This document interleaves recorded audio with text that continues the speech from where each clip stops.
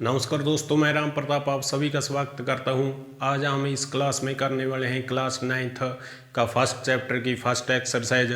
इसकी हमने दोस्तों एक क्लास लगा चुके हैं पहले, जिसमें हम इसकी बेसिक बातें जो फर्स्ट चैप्टर की आने वाली हैं वो क्लियर करवा दी थी।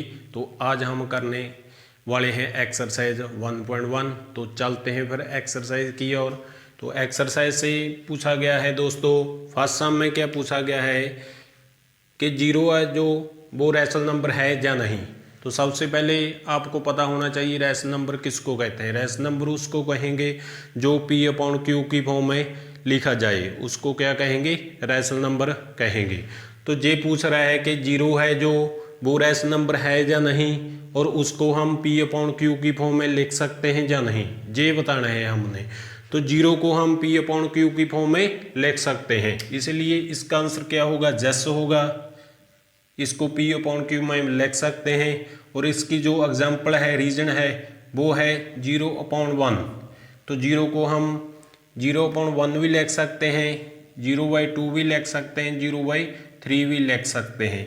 तो जहाँ पे जो Q है क्वेश्चन में बता रहा है कि जो Q है वो नॉन जीरो है, जीरो नहीं आना चाहिए। तो हमने Q को जीरो नहीं लिया है, इसीलिए जीरो को हम पी अपॉन क्यू की फॉर्म में लिख सकते हैं। इसीलिए ये क्या है, रैशनल नंबर है। तो ये तो पूरा क्लियर हो चुका होगा आपको फर्स्ट सम कि जीरो जो होता है हमारे पास जो नंबर होता है उसको हम पी अपॉन क्यू की फॉर्म में लिख सकते हैं, इसलिए इसका आंसर क्या होगा, जेस होगा। तो ये बिल्कुल आपको क्लियर हो चुका होगा।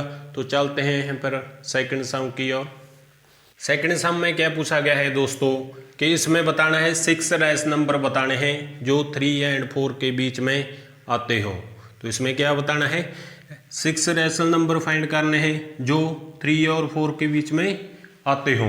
तो सबसे पहले आपको बता दिया था कि रैशनल नंबर वो होता है जो पी अपॉन क्यू की फॉर्म में हो, उसको क्या कहेंगे, रैशनल नंबर कहेंगे। तो अब हमने बताना है 6 ऐसे रैशनल नंबर फाइंड करने हैं जो 3 और 4 के बीच में आते हो। तो इसका क्या होता है मेथड, सबसे इजी मेथड हम बता रहे हैं आपको। 6 रैशनल नंबर फाइंड करना है, जितने वो पूछ रहा है 6 पूछ रहा है तो 6 से बड़े से मल्टीप्लाई और डिवाइड करना है आपने। यदि वो 7 पूछ रहा है के बीच में 7 रैशनल नंबर फाइंड करें तो 7 से बड़े से मल्टीप्लाई और डिवाइड करेंगे। तो जहाँ पर क्या पूछ रहा है, 6 रैशनल नंबर फाइंड कर रहा है कौन कौन से नंबर के बीच में, 3 और 4 के। सबसे पहले तो जो नंबर जिसके बीच में हम फाइंड करने वो नंबर लिख लेंगे, 3 और 4 लिख लिया। तो 6 रैशनल नंबर फाइंड करने, 6 से बड़े से क्या करेंगे, मल्टीप्लाई और डिवाइड करेंगे। तो 6 से बड़ा क्या होगा, 7 होगा। तो इसको क्या करेंगे, 7 से मल्टीप्लाई और डिवाइड करेंगे। इसको भी क्या करेंगे, 7 से मल्टीप्लाई और डिवाइड करेंगे। जब हम इस दोनों की क्या करेंगे, मल्टीप्लाई करेंगे तो क्या आ जाएगा, 21 आ जाएगा ऊपर, और नीचे क्या है 7, और 4 को 7 से मल्टीप्लाई करेंगे तो क्या आ जाएगा 28, और नीचे 7 आ चुका है। अब इसका डिनोमिनेटर वो सेम हो चुका है। तो 21 और 28 के बीच जो आ रहे हैं वो नंबर आपने लिखने हैं और आपका काम हो जाएगा। तो 21 के आगे क्या होगा, 22 होगा, 22 के आगे 23, 23 के आगे 24, इसके आगे 25, इसके आगे 26। तो कितने हो चुके हैं, 1 2 3 4 5, कितना पूछा है, 6 पूछा है। तो 26 के आगे 27। तो ये आपके क्या आ चुके हैं, 6 रैशनल नंबर आ चुके हैं। तो जो भी पूछे वो 6 पूछे, 5 पूछे, 3 पूछे, 7 पूछे, 8 पूछे, तो आपने क्या करना है, उसके बड़े से मल्टीप्लाई और डिवाइड करना है और आपका काम हो जाएगा। जितने भी पूछे वो रैशनल नंबर आपके आ जाएंगे। तो ये था सेकंड क्वेश्चन। तो चलते हैं फिर थर्ड सम की ओर।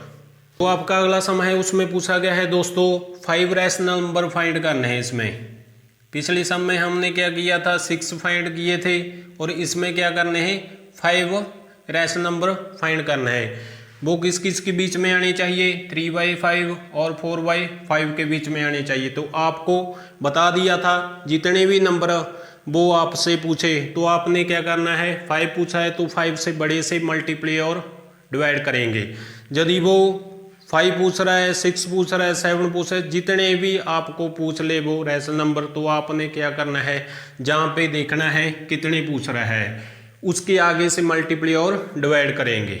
तो इसमें क्या पूछा है, 5 रैशनल नंबर फाइंड करने हैं, 3y5 और 4y5 के बीच। सबसे पहले तो वो नंबर लिख लेंगे, जहाँ पे लिख लेंगे 3y5 और 4y5 लिख लेंगे।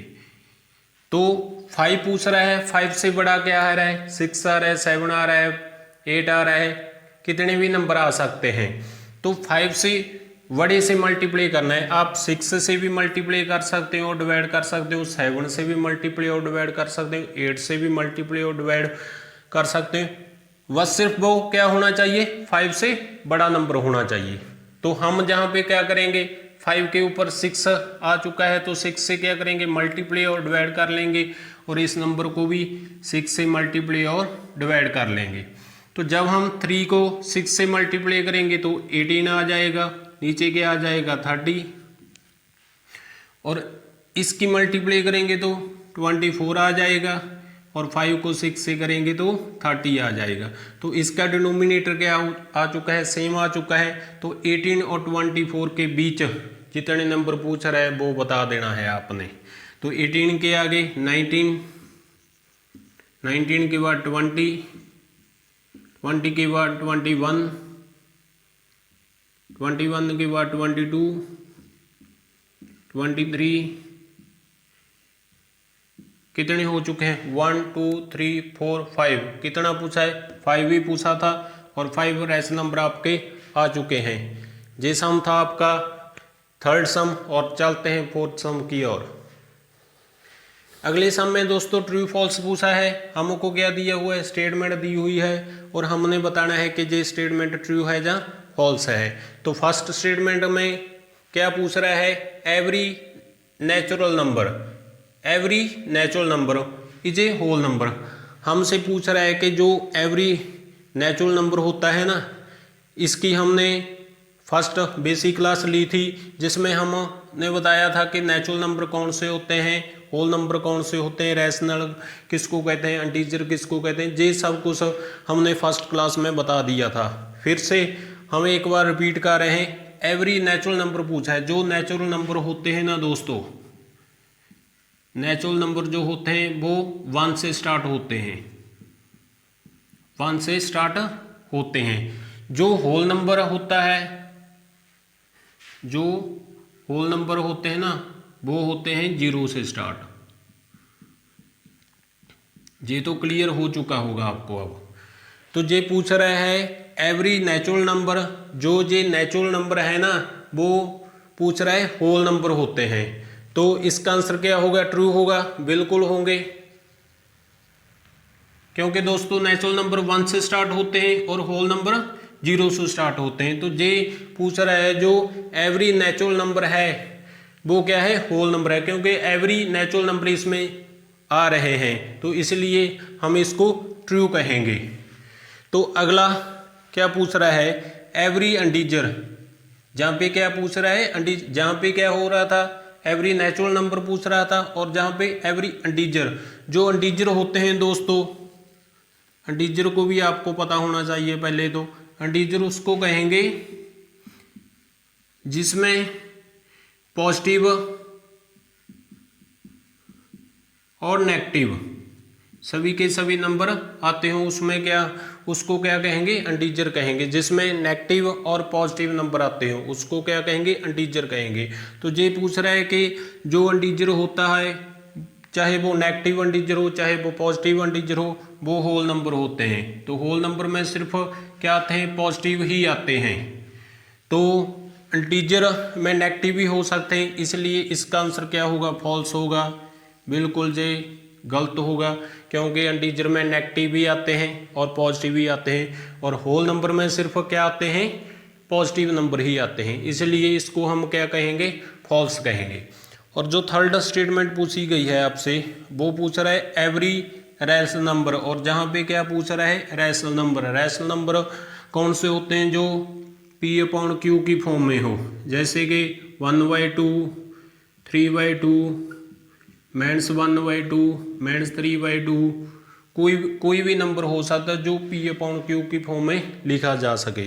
और ये पूछ रहा है every rational number is a whole number. Whole number कौन से होते हैं? जो 0 से स्टार्ट होते हैं, उसमें नेगेटिव नहीं आएंगे, तो इसलिए इसका आंसर भी क्या होगा? फॉल्स होगा। तो उम्मीद करता हूँ कि दोस्तों ये आपकी जो फर्स्ट चैप्टर था क्लास 9th मैथ का फर्स्ट एक्सरसाइज, तो वो पूरी तरह से आपको आ चुकी होगी। तो अगली क्लास में हम अगली एक्सरसाइज करेंगे। तो इस क्लास को लाइक शेयर और चैनल को सब्सक्राइब जरूर करें। Thank you.